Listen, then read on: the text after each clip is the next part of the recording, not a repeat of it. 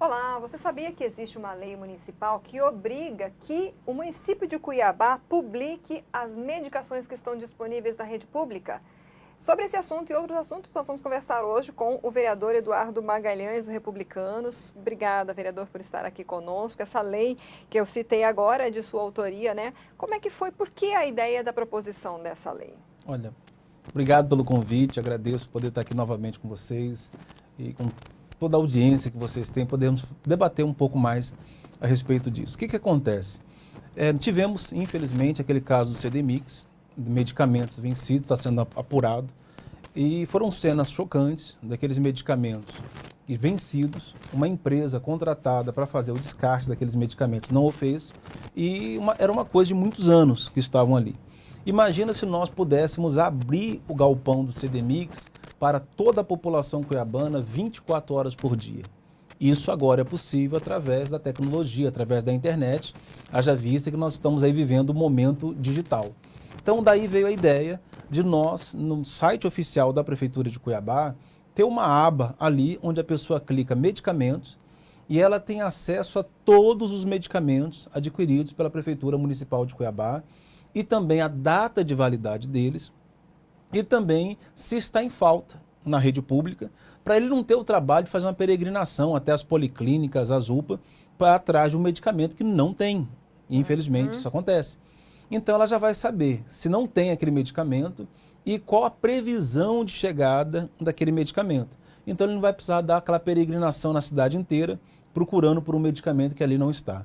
Então assim, acho que é importantíssimo pelo momento que nós vivemos. Hoje todas as pessoas praticamente andam ali com seu smartphone nas mãos, todo mundo acessando redes sociais. Então é uma ferramenta que vai ajudar, uma com a transparência e duas, facilitar a vida do cidadão. O município, essa lei ela já foi sancionada, né? O município tem quanto tempo para se estruturar? Porque, na verdade, deve ter também toda uma questão de tecnologia, de sistema, enfim, né? Exato. Qual o prazo, Isso aí vereador? foi um grande debate que nós tivemos também na hora de aprovar esse projeto, porque alguns vereadores queriam que funcionasse de forma automática. Sancionou a lei hoje, amanhã já estaria em vigor. Só que você que está me assistindo, quantas das vezes você foi num Detran, por exemplo, enfrentou uma fila enorme, aí quando você chega na boca do caixa, a pessoa chega para você e diz assim, infelizmente o sistema está fora do ar. Ou seja, se é para fazer, vamos fazer bem feito. Já tem esse problema se arrastando por anos, várias gestões. Então tem um prazo de 1 ano para que a prefeitura ela consiga montar uma estrutura, catalogar medicamentos, uma plataforma que será utilizada, testar amplamente ela, para que ela possa então funcionar. Então ela tem 1 ano, até 1 ano, para poder se adequar a esse processo de digitalizar todos esses medicamentos.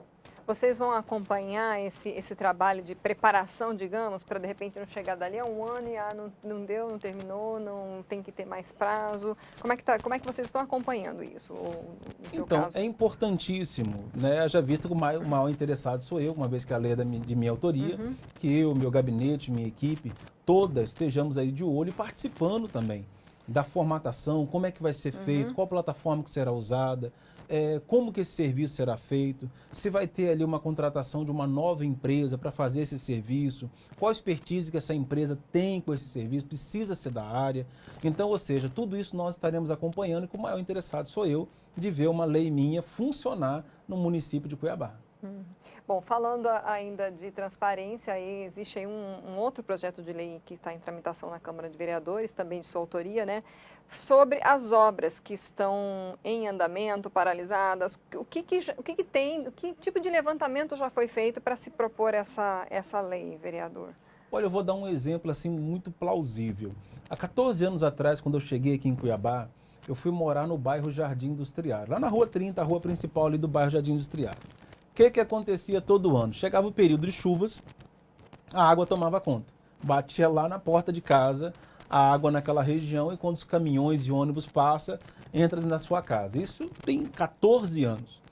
A gestão do prefeito Emanuel Pinheiro iniciou uma obra ali, naquela região, para fazer a drenagem, porque o erro que se cometia é que todo ano chovia, acabava o asfalto, os prefeitos que passaram ia lá e asfaltava, mas não fazia a obra de drenagem. Então não adiantava nada, se jogava dinheiro fora. Então, está sendo feita agora uma obra de drenagem e, como toda obra é natural, está tudo destruído lá na região. Aí o que acontece? Os moradores querem saber quando que essa obra vai ficar pronta, o que está sendo feito nesta obra. Então, assim, para que nós vamos esperar os moradores fazer um protesto, fechar a rua, ir lá na prefeitura procurar, na Secretaria de Obras?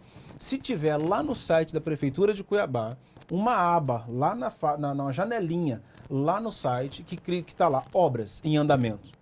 Você clica ali, vai lá na sua rua e vê a obra que está em andamento. Você vê as fotos, você vê o que está sendo feito, qual material que está sendo usado. E você vai saber se está atrasado, por que está atrasado. É normal isso acontecer. Você começa a cavar aqui, daqui a pouco começa a minar água, então o seu planejamento já não vai ser atendido naquele período. Então tudo isso estando disponível ali, olha como vai facilitar a vida das pessoas. Essa obra que eu estou citando agora, ela vai ficar conclusa ali por volta do dia 20 de setembro. Então, ou seja, as pessoas precisam ter acesso a isso. Então é interessante, a pessoa passou na rua dela, vê uma obra em andamento, vê uma obra parada, por que está parada? O que aconteceu aqui? Ela vai lá, entra no site, vai saber, olha, está tendo um problema de um litígio, um antigo dono desse terreno apareceu dizendo que é dono do terreno, e aí a obra foi embargada. Isso acontece, infelizmente. Então, para que eu vou ter que ir lá na prefeitura procurar um secretário para tirar satisfação? Se eu posso encontrar todas essas informações lá no site da prefeitura, uma vez que nós estamos vivendo agora um momento assim digital. É facilitar a vida do cidadão. É uma ferramenta, inclusive, de fiscalização por parte do cidadão, né? Porque ele tem como cobrar. Por que, na sua opinião, já não deveria ter esse tipo de informação? Né? A lei que obriga o poder público a ser o mais transparente possível não está sendo eficiente? Qual seria assim, o maior problema dentro das gestões? Aí eu não estou falando da gestão atual, Emanuel Pinheiro, a gestão anterior, Emanuel Pinheiro, mas as várias gestões. Por que não se olha para esse lado, na sua opinião, vereador? Olha, nós precisamos que toda a gestão pública ela entre nessa era digital. E a era digital ela veio para facilitar a vida das pessoas. Você que está me assistindo agora, entra no portal Transparência e vê como é complicado você fazer uma pesquisa num portal de transparência. Você tem que ter alguma expertise, porque uma pessoa leiga, ela entra no portal Transparência, ela fica completamente perdida. Então, por que não podemos fazer algo mais resumido, mais detalhado? Quanto menos, melhor. Ou seja, que a pessoa possa ter mais praticidade. Então, infelizmente, a questão pública, ela acaba se tornando burocrática, ela acaba se tornando complexa e as pessoas acabam perdendo o interesse. Então, é importante nós fazermos um resumo de tudo aquilo e deixarmos o mais simples o possível. Mais uma vez, você que está me assistindo, lembra lá nos anos 90, 80, como era um controle remoto? Parecia uma nave espacial, né? Mais de 100 botões. E olha, com o passar do tempo, como tudo aquilo foi resumido. E hoje em dia, você vê como é um controle remoto hoje, com o mínimo possível de botões. Então, vamos facilitar a vida do cidadão, vamos deixar a coisa assim que um engenheiro possa entrar naquele site, como também uma pessoa que não tem conhecimento nenhum de informática, ele consiga ter um acesso e consiga ter toda a transparência, consiga ter as informações que ele precisa de uma forma bem prática. Eu acho que assim, toda a gestão pública no Brasil precisa entrar nessa era. Hoje a gente tem, não precisa nem de controle remoto, você tem a função de comando vocal, né, em casa, tudo seus aplicativos facilitar, né? E tal, e pronto, né. Falando ainda de projetos, né, tem também um projeto seu que também deve estar causando bastante polêmica por conta das questões ambientais, né, proibindo a construção de unidades a gás, né, unidades hidrelétricas no Rio Cuiabá, as pequenas centrais. Qual a sua ideia para propor isso? Porque o Rio Cuiabá ele tem uma extensão muito grande, né? Seria dentro do município, mas sempre que tipos de debates podem trazer a partir desse projeto? Porque existem muitos interesses econômicos também muito grandes por trás, né? Exato. É um debate longo, é uma questão bem delicada, mas que nós precisamos fazer esse enfrentamento. Como funciona hoje, para você ter uma ideia? Hoje acontece o seguinte, vamos lá na ANEEL e entramos com um projeto, um processo para PCHs, pequenas hidrelétricas, dentro de um determinado rio. Uma vez aprovado na ANEEL, vai para a SEMA. Ela vai estudar o impacto ambiental e vai autorizar ou não. Qual o grande problema disso? É que ficou um abismo aí no meio desse decorrer. E a sociedade? E a pessoa que mora naquela região? E essa pessoa não vai ser consultada? Aí vem a narrativa usada por muitos. Não, essa é uma questão da união. Isso não passa pela Câmara Municipal de Vereadores, isso não passa pela Prefeitura, não passa pelas pessoas locais. Isso é uma questão da união, a união que decide. E com essa narrativa, nós estamos vendo os rios do Mato Grosso serem loteados. Nós temos aí mais de 200 projetos em andamento, fora aqueles que já foram construídos. Mas aí nós temos o nosso rio Cuiabá, que não é meu e nem seu, mas é nosso. É um patrimônio da população cuiabana. Nós temos aí o esgoto in natura sendo lançado todos os dias dentro do rio. Nós temos a pesca predatória. Eu peguei um barquinho outro dia e subi o rio Cuiabá. Você fica assim, abismado. O que você vê de boias dentro do rio? Para quem não sabe, o cidadão pega lá uma corda, uma linha, enche de anzol, amarra numa boia e coloca lá dentro do rio, pesca predatória. Você olha nas ribanceiras, os galhos das árvores, todas com o anzol pendurado. Então, ou seja, pesca predatória, o lixo que é lançado todo dia, sofá velho, geladeira, pneu, lançado ali dentro. E para piorar, para dar o golpe de misericórdia, vai lá um iluminado e coloca 6 barragens dentro do rio Cuiabá. Aí é para dar o golpe de misericórdia. Uma dessas barragens, se você olhar no projeto, fica a poucos metros ali, fica próximo à passagem ali da Conceição. Que é um ponto turístico onde pessoas como é próximo, você vai lá na Passagem da Conceição, você encontra muitas famílias, porque é um lugar que você não precisa pagar para ir, é um lugar mais tranquilo. E é um dos poucos lugares no Mato Grosso que ainda não está loteado, porque infelizmente os pontos turísticos no Mato Grosso, você vê aí nas redes sociais uma lagoa azul, coisa mais linda, vai lá. Vai lá que quando você chegar lá, você vai ter que desembolsar pelo menos uns R$ 200 para você entrar ali. Porque a lagoa está dentro de uma propriedade dita particular. E por aí vai.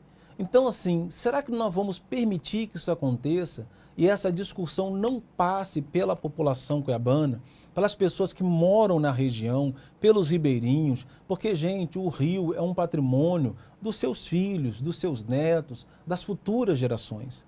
Nós não somos contra o progresso, mas nós queremos que essa discussão passe pela população cuiabana. Então, propus esse projeto de lei na Câmara Municipal, estamos debatendo a respeito disso. Uma coisa eu já consegui, que é trazer o debate. Está tendo já 2 audiências públicas que já estão sendo agendadas para poder ter esse debate com a sociedade. E vem aquela questão, olha, mas isso não é competência do município. E aí nós buscamos algumas prerrogativas nesse sentido. Nós temos alguns municípios que aprovaram esse mesmo projeto de lei. Na época, a presidente Dilma entrou com um processo dizendo que era inconstitucional. E a PGR, na época, a Procuradoria-Geral da República, disse o seguinte, uma fala muito bem feliz essa fala. Se o município não cuidar do seu patrimônio natural e ambiental, quem é que vai cuidar? Então, nós vivemos aqui. Então, nós precisamos fazer esse debate. Então, protocolei esse projeto, estou participando desse debate, trazendo essa discussão para a sociedade, e a decisão tem que ser da sociedade. Nós queremos essas 6 barragens dentro do rio Cuiabá, e detalhe, dessas 6, 3 ficam dentro do município. A decisão vai ser da sociedade. Então essa questão de competência e constitucionalidade ou não ainda pode ser alegada, né? Porque é algo que foi uma determinação aí da Procuradoria-Geral da República, mas pode haver ainda argumentação legal e Sim. Isso preocupa o senhor, vereador? Não, pelo contrário, nós precisamos deixar bem claro uma coisa. A narrativa usada por esses empresários, por esses grupos econômicos, para instalarem essas barragens dentro dos rios é essa. Não precisa passar pelo município. Não precisa passar pela Câmara de Vereadores locais. Mas, devido a processos que nós encontramos hoje, alguns municípios ali do interior, por exemplo, de Minas Gerais, que fez essa provocação e aonde eles aprovaram essa lei, na época entraram na justiça dizendo que era inconstitucional e a PGR foi lá e disse, não, não é inconstitucional, porque se o município não cuidar do seu patrimônio histórico, o seu patrimônio natural, o seu patrimônio ambiental, quem é que vai cuidar? Então, assim, essa narrativa foi usada durante muitos anos, só que agora ela está caindo por terra com esses novos acontecimentos que nós estamos tendo. Gente, o Pantanal está secando. Se nós não tomarmos providências, o Pantanal vai virar um deserto. Nós temos hoje a barragem do Manso e ela trouxe um impacto ambiental a toda essa região. Aí nós vamos colocar mais 6 barragens. Imagina o impacto que isso vai ter, talvez não hoje, mas as futuras gerações. Uma vez eu estive aqui e eu falei com todos vocês que eu sou oriundo do estado do Espírito Santo. Eu estou aqui há 14 anos em Cuiabá. E eu vi isso acontecer no meu estado de origem. Quando, por exemplo, o Rio Doce, que começa ali em Minas Gerais e rega ali todo o estado do Espírito Santo, quando foram colocados barragens, você hoje consegue atravessar o rio de ponta a pé, virou um deserto. O rio, assim, 100 metros que tinha o rio ali, hoje você consegue atravessar de ponta a pé, acabou com tudo. Então, se nós não pensarmos nisso agora, o resultado disso virá para as futuras gerações. Ah, mas tem a questão da geração de empregos. Tem, mas, gente, depois que essas barragens estão construídas, elas são operadas por, no máximo, 3 ou 4 pessoas. Elas são automatizadas. Então, vale a pena. Nós temos hoje energia eólica, nós temos a energia solar. Por que não investirmos na energia solar? Por que não chamar esse grupo empresarial e falar assim, olha, vamos te dar incentivos, vamos ajudar em tudo que for necessário para que você faça de forma solar, faça de forma eólica. Não seria melhor? O impacto ambiental não seria quase zero? Então, eu acho assim, a importância desse projeto de lei é a discussão, é trazer a sociedade para sentar na mesa e olha, qual a sua opinião? O que você pensa a respeito disso? Quais são os prós? Quais são os contras? Então, nesse quesito, eu já me sinto vitorioso porque nós conseguimos trazer essa discussão. Qual a sua expectativa para 2022, vereador? Você pretende se candidatar? Como é que está o partido aqui em Cuiabá? Tem algumas decisões que estão sendo tomadas que dificultam um parecer. Você vai ser candidato, não vai ser candidato. Por quê? Será o distritão, que quer dizer os mais votados é que serão eleitos? Ou será o distrital misto, onde 50% mais votados são eleitos diretamente, a outros 50% são pela soma de votos do partido? Ou será a volta da coligação? Tem alguns deputados que defendem a volta das coligações, outros defendem que seja a chapa pura que foi para vereador, por exemplo, e fica naquele debate. Nós só vamos saber disso, da decisão, no dia 2 de outubro, uma vez que as leis eleitorais só podem ser aplicadas um ano antes da eleição. Até lá fica tudo assim muito indefinido. Nossa responsabilidade, eu sou presidente do Partido Republicano aqui em Cuiabá, qual a nossa obrigação? A nossa obrigação é fazer o nosso trabalho de cidadania, de orientação, de fortalecimento do partido, independente se vai ser chapa pura ou não, nós temos um time de pessoas determinadas a fazer a política do bem, a política republicana, de sempre estar participando dos debates. Temos aí a doutora Patrícia, que ela está hoje à frente do Mulheres Republicanas em Cuiabá, fazendo um brilhante trabalho, fazendo muitas lives, muitas discussões a respeito da violência contra a mulher, trazendo as pessoas para participar da política, que esse é um grande problema que nós temos hoje. Infelizmente, muitas das vezes, devido a tudo o que acontece, a pessoa acaba colocando a classe política, todo mundo na vala comum, e ela acaba se afastando da política. E uma vez que se nós não fizermos participantes do processo político, nós acabamos sendo dominados por aqueles que gostam de fazer uma política não tanto republicanas. Então, eu, como presidente de partido, tenho essa preocupação de formar equipe, de estar participando do debate. Nós temos essa preocupação de aguardar até dia 2 de outubro, para ver como será a regra eleitoral para 22, para que possamos, então, decidir o que vamos fazer. Hoje nós temos o nome do Dilceu Rossato, ex-prefeito de Sorriso por 2 mandatos, que colocou o seu nome à disposição no Partido Republicanos para disputar uma cadeira até o governo, ao Senado. É um nome muito competitivo. Nós temos hoje o ex-deputado Adilton Saquete, presidente do partido no estado, ex-prefeito de Rondonópolis. Temos aí o prefeito Roberto Dorner, prefeito atual lá de Sinop, deputado Valmir Moreto, que é deputado hoje, né, no exercício do mandato aqui na Assembleia Legislativa. Então hoje o partido tem um corpo para poder fazer uma ampla discussão para 22 e assumirmos o protagonismo sem dificuldade nenhuma. Tá ótimo. Alguma questão que a gente não abordou, que o senhor gostaria de abordar antes de encerrar? Olha, eu estou à disposição, eu só quero agradecer pelo convite, estar aqui hoje, poder me dirigir a todos vocês que acompanham o site, acompanham assiduamente as notícias e dizer, vamos fazer a política do bem, a política republicana. Assim, vai completar agora 8 meses no mandato como vereador. E às vezes a pessoa me pergunta, o que você acha? Olha, a política é uma forma de você ajudar muitas pessoas. Por exemplo, eu apresentei aqui na Câmara Municipal de Cuiabá, como é uma indicação, né, que tem que partir do Executivo, um projeto chamado Banco de Alimentos. É o Banco de Alimentos e o PAA, Programa de Aquisição de Alimentos. Como que isso funciona? O pequeno produtor rural que produz o seu limão, o seu abacaxi, a mandioca, enfim, ele colhe o seu produto, leva lá no banco de alimentos, pesa e o Ministério da Cidadania, que hoje está presidido pelo ministro João Roma, do meu partido Republicanos, ele paga aquela pessoa a um valor até R$800.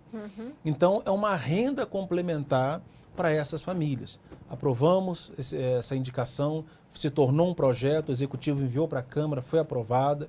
Estamos agora, né, no cadastro dessas famílias para que em breve nós possamos lançar esse projeto definitivamente aqui em Cuiabá, ajudando a muitas famílias. Bacana. Então, a política é uma forma de você ajudar muitas pessoas. Tem aquela parte chata, ruim, que são os embates, são os grupos políticos se degladiando para ver quem chega ao poder, é base, é oposição, às vezes assim, é aquela oposição por oposição, ainda que se o sujeito fizesse chover, ainda não estaria bom.